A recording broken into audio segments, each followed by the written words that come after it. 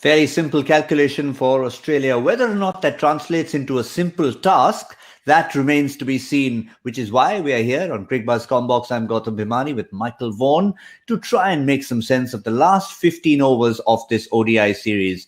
Michael, it's been Australia all the way so far, but India have sort of got a stranglehold on this game. Where do you see the last 15 overs taking us?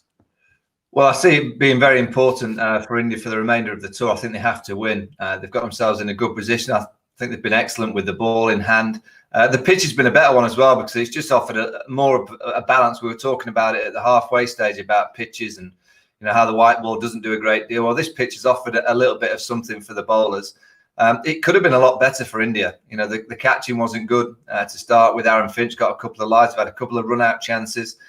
So they could have been in an even better position. But you just feel with this partnership of Carey and Maxwell, if they bat another 7 or 8 overs with the likes of Abbott, Agar to come, it's going to be difficult for India. But I still would prefer to be in India's shoes at this stage with runs on the board. But as we well know, India have not been used to winning games of late. And that's going to be the challenge. Can they find the mentality to get over the line? When you haven't won for a while, it really is difficult to get over the line to get that victory. So I'm really interested to see how Virat manoeuvres his troops and how the kind of mindset and the energy comes together for the remaining 15 overs to try and get India that first win of the tour.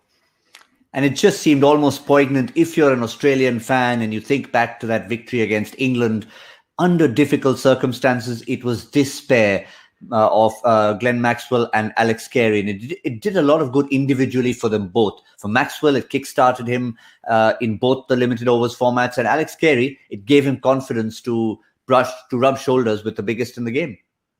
Yeah, and I think both of them needed it. We've seen what Maxwell's done since. Carey really hasn't had a chance since then. So this is his real first chance since that victory at Old Trafford to do it once again. He's a good player. He's calm. I do think India will get chances. I think in these kind of situations, you will get a chance or two in the field. It may be a run out, it might be a catch. It's just whether they're going to have the mindset, the technique and the skill levels to take those chances. The fact that Bumrah's still got 4 to bowl, the fact that he's got the ball just kind of zipping off a length, a little bit from the spinners remaining as well.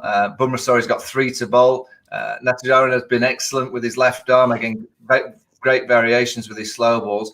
I like this attack that India have. I think it's got a little bit more going for it on this kind of wicket than we've seen in the first 2 games. So just at this stage, I do fancy India. But this Maxwell chap is some player is in fine form. They're going to have to get him soon.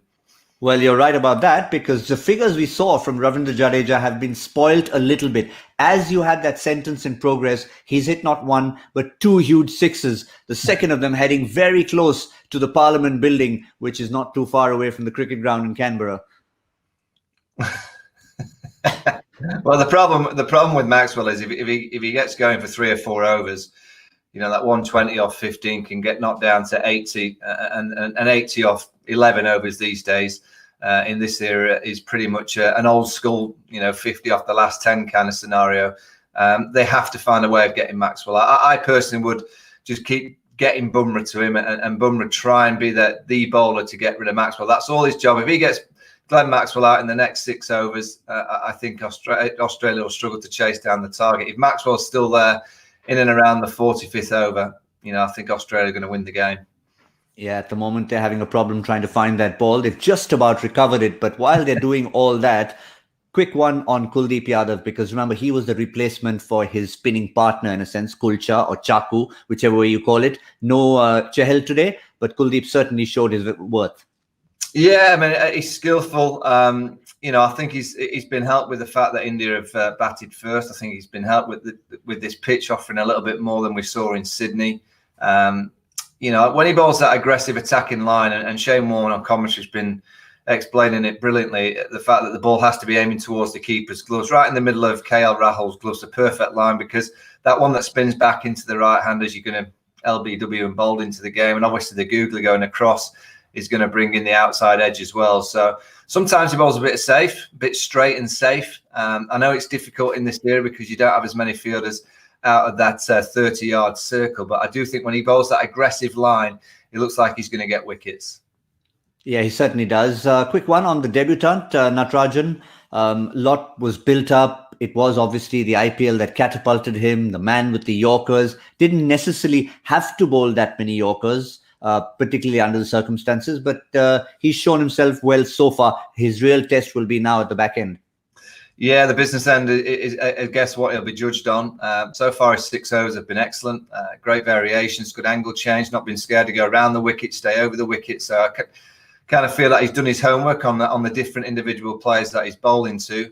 But this is what he's renowned for, bowling at the end. Can he produce those Yorkers and those variations under the utmost pressure of an international game right at the end of an innings? When you've done it game after game in the IPL, you're so used to doing it, and you've only got 4 overs to bowl in a 20-over game.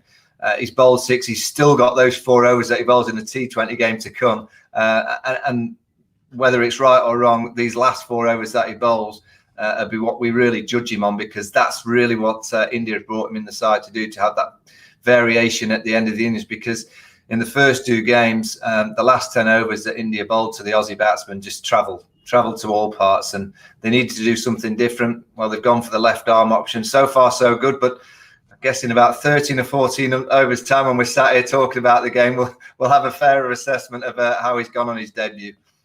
We certainly will. We might be judging him. We won't judge you, Michael. You said you'd rather be in India's shoes at this stage. After that over with 2 sixes from Maxwell, you hadn't quite tied those laces up yet. Are you still sticking in India's shoes? But I'll state if Maxwell's still there, I'm going to change it from the 45th to the 42nd over. If Maxwell's still there in the 42nd over, India aren't winning this game.